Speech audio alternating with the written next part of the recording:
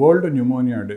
ప్రతి సంవత్సరం నవంబర్ 12వ తేదీన వరల్డ్ న్యూమోనియా డేగా పరిగణిస్తారనమాట. సో దీని మెయిన్ ఉద్దేశం ఏంటంటే న్యూమోనియా గురించి ప్రజలకు అవగాహన కల్పించడం, దేనివల్ల వస్తుంది, మనం తీసుకోవాల్సిన జాగ్రత్తలు ఏంటి, సిమ్టమ్స్ ఎలా ఉంటాయి, ఎటువంటి ఇబ్బందులు ఉన్నప్పుడు మనం న్యూమోనియాగా భావించాలి, ఎప్పుడు వెంటనే డాక్టర్ని కలవాలి, అలానే న్యూమోనియా రావడానికి కారణాలు ఏంటి, ఎవరెవరికి న్యూమోనియా ఎక్కువగా వచ్చే ఛాన్స్ ఉంది, టెస్టులు చేసుకోవడం ఎలా, కన్ఫర్మేషన్ చేసుకోవడం ఎలా, ట్రీట్మెంట్ ఉందా, అలానే ట్రీట్మెంట్ ఉంటే మనం పూర్తిగా నయం చేసుకోవచ్చా, ఏ రకమైన కాంప్లికేషన్స్ రావచ్చు, అలానే న్యూమోనియా రాకుండా తీసుకోవాల్సిన జాగ్రత్తలు, వీటికి సంబంధించిన ఏమన్నా వ్యాక్సిన్స్ ఉన్నాయా, ఇలా ప్రజల్లో అవేర్నెస్ కలిగించడానికి ప్రతి సంవత్సరం నవంబర్ 12వ తారీఖున వరల్డ్ న్యూమోనియా డేని సెలబ్రేట్ చేస్తారనమాట.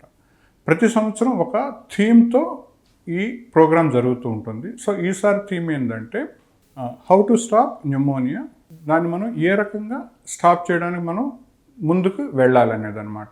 సో మనం ఇంతకుముందు మాట్లాడుకున్నట్టుగా న్యూమోనియా అంటే ఏంటంటే ఊపిరితిత్తుల లోపల ఇన్ఫెక్షన్. సో మనకి ఎక్కడైనా శరీరంలో ఇన్ఫెక్షన్ రావచ్చు, అన్ని అవయవాల్లోనూ ఇన్ఫెక్షన్ రావచ్చు.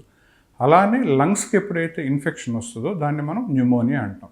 ఈ న్యూమోనియా చాలా కారణాల వల్ల రావచ్చు అనమాట. సో బ్యాక్టీరియా వల్ల రావచ్చు, ఫంగస్ వల్ల రావచ్చు, వైరస్ వల్ల రావచ్చు, టీబీ వల్ల రావచ్చు.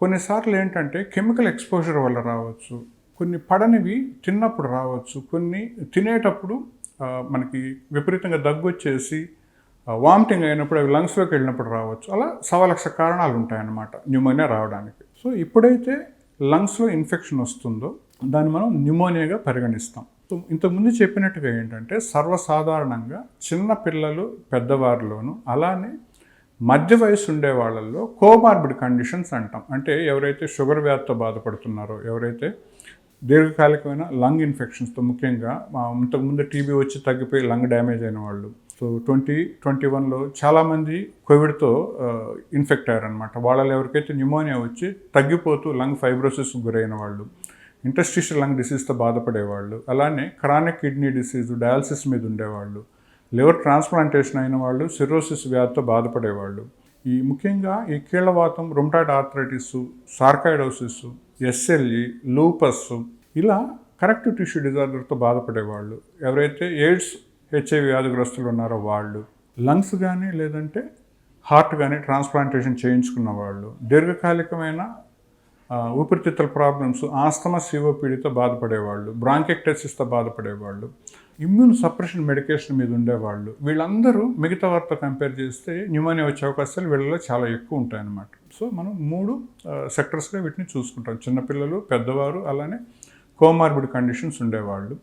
అలానే లేడీస్లో ముఖ్యంగా ప్రెగ్నెన్సీ టైంలో కూడా ఇమ్యూనిటీ తక్కువ ఉంటుంది కాబట్టి మిగతా వాడితో కంపేర్ చేస్తే ప్రెగ్నెంట్ లేడీస్లో కూడా న్యూమోనియా వచ్చే అవకాశాలు ఎక్కువ ఉంటాయన్నమాట. సో ఈ న్యూమోనియాను మనం 2 రకాలుగా చూస్తాం. ఒకటి కమ్యూనిటీ అక్వైర్డ్ న్యూమోనియా అంటాం. అంటే అంతవరకు వాళ్ళకి ఏ రకమైన ఇబ్బందులు లేకుండా, ఏ రకమైన దగ్గు, ఆయాసం లేకుండా సడన్గా వీళ్ళల్లో న్యూమోనియాగా డెవలప్ అయితే కమ్యూనిటీ అక్వైర్డ్ న్యూమోనియా అంటాం. సో ఎక్కువ మందిలో మనం చూసేది కమ్యూనిటీ అక్వైర్డ్ న్యూమోనియా అనమాట. ఈ న్యూమోనియా ఏంటంటే ఎక్కువ శాతం మనం పిల్గ్రిమేజ్కి వెళ్ళినప్పుడు, ఎక్కువ గ్యాదరింగ్ జరిగినప్పుడు, ముఖ్యంగా ఈ వింటర్ సీజన్స్లో హ్యూమిడిటీ మనకి ఆల్టర్ అవుతున్నప్పుడు, మంచు ఎక్కువగా ఉన్నప్పుడు, సో మిగతా వారితో కంపేర్ చేస్తే ఎవరికైతే రెసిస్టెన్స్ పవర్ తక్కువ ఉందో వీళ్ళల్లో ఈ మైక్రో ఆర్గానిజమ్స్ లోపలికి వెళ్ళి మల్టిప్లై అయ్యి న్యూమోనియాగా మారుతాయన్నమాట. సో ఎప్పుడైతే న్యూమోనియాగా మారుతూ ఉందో కమ్యూనిటీలో ఉన్నప్పుడు దాన్ని కమ్యూనిటీ అక్వైర్డ్ న్యూమోనియా అంటాం.